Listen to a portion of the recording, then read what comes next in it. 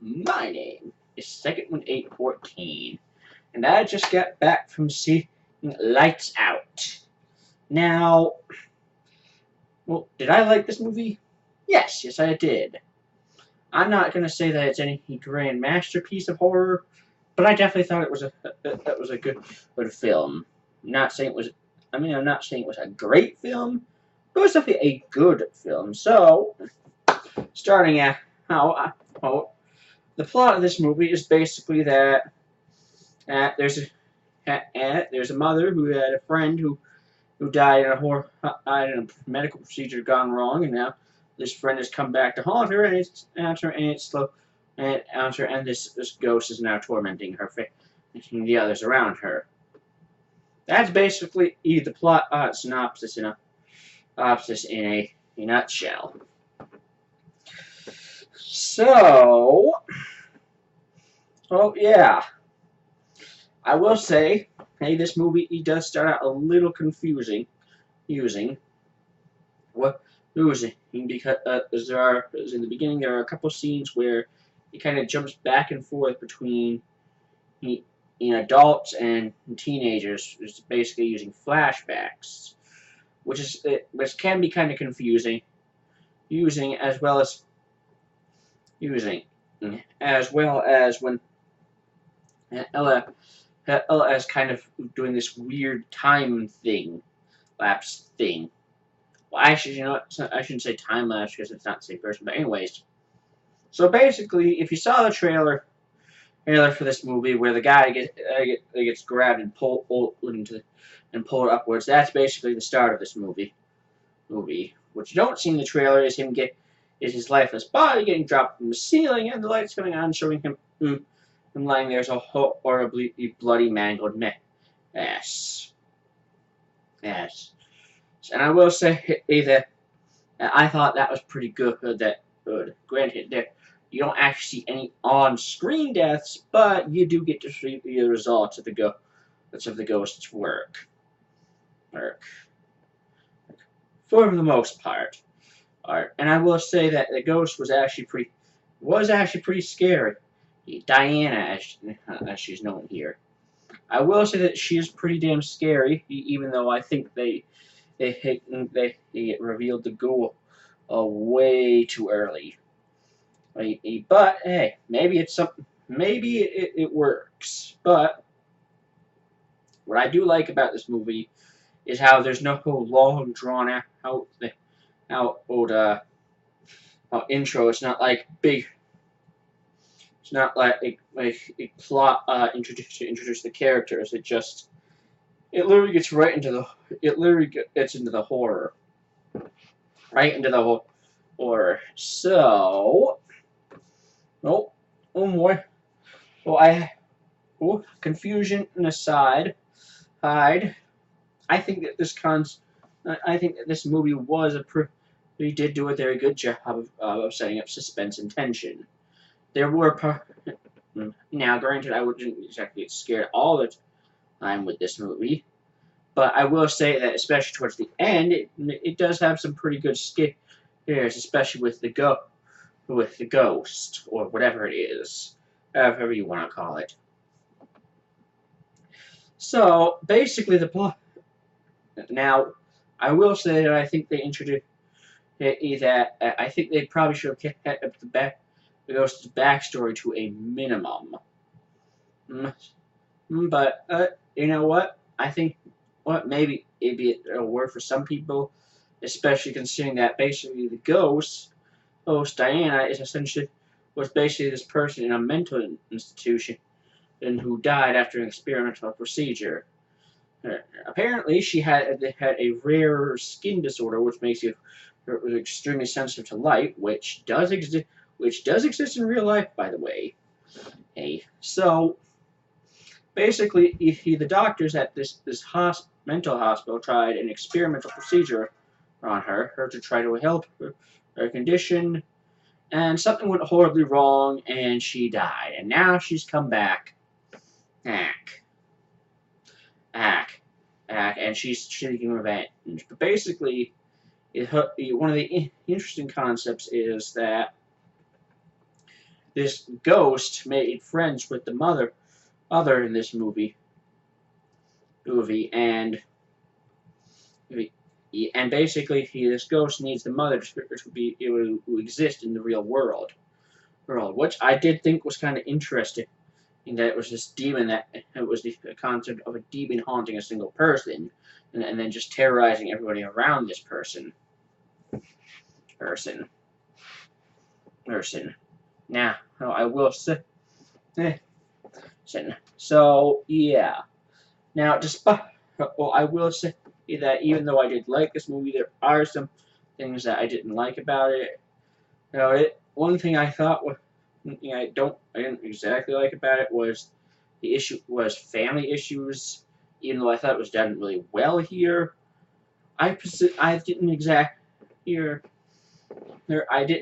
like how the family issues thing, because I think that's kind of beginning to into.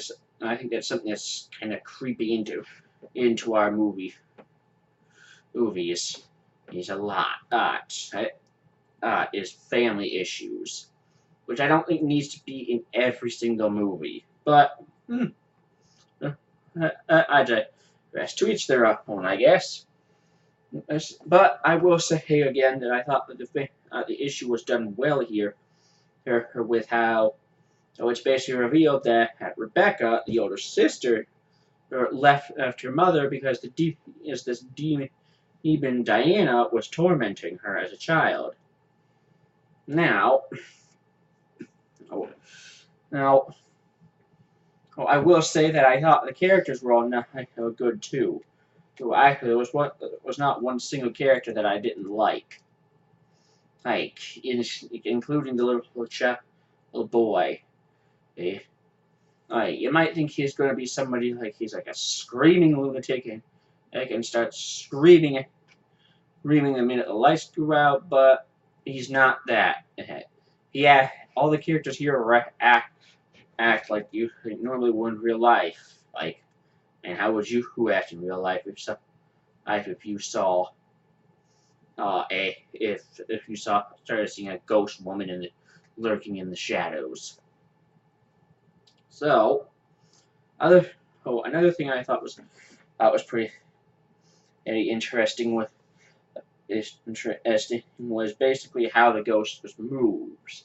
Unlike other ghosts who can't go, ghosts who will come from the shadows but maybe are able to step into the light, this ghost can't step into the light at all, because it carries over from her when she was alive. She had an extreme sensitivity to light. So carrying light, which I thought was interesting.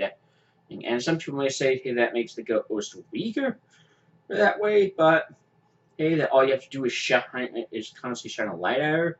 But remember, she can move through the shadows anywhere. She doesn't have to just be in front of you. She can come around you. She can also turn off the lights on you. So in that one, and so I guess in that respect, she is similar to. Well, I was gonna say she's similar to a weeping angel, but she moves and I think she's a lot creepier.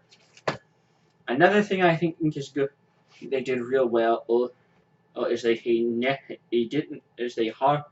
only showed her the ghost's face once, and that was when they were in the basement, and Rebecca and the boy. I don't remember his name. We're in the basement, and Rebecca's going around with a black light. They only show her face once, which I thought honestly made sense, because it's a black light, which is designed to make things illuminated in a certain way, but not designed to actually illuminate an entire space. So she's obviously not that sensitive to that kind of light. But that was the only time they showed her face.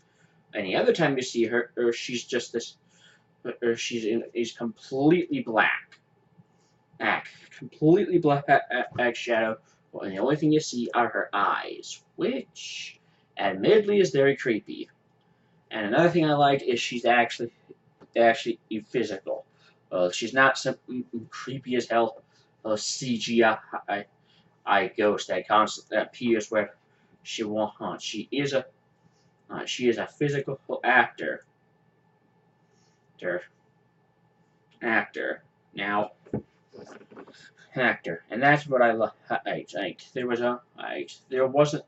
almost no CGI in this movie other than probably her teleporting around, but that can be easily explained by having the actress just move around when you don't see when it's not lit up. And this movie does a good job of using the darkness to scare people.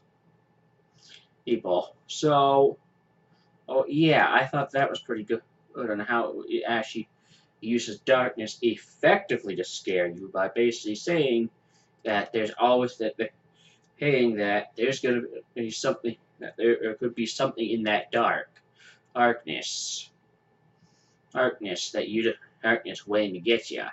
Which, let's face it, that's why we fear the dark. That's why most of us humans fear the dark. We don't because basically we can't see in it. So, yeah, I also thought that was pretty good. Good. I mean, granted, I probably don't think I'm going to be. Sorry, thought I saw something in the camera there. Granted, I don't think I'm going to be having a lack of sleep tonight, but you know, who knows? Maybe I will. But for right now, I think I need to wrap this up. So, final verdict for Lights Out is a 7 out of 10. And would I recommend going to see this? Yes. I'd say go see it. It's great movie. Well, I shouldn't say great movie, but good movie to go see if you want a few nightmares. So yeah. There you have it. Lights Out. 7 out of 10. Go see it. And, well, that about wraps up for this video. My name is Second Wind 814. Thank you so much for watching. May the wind always be at your back. See you next time.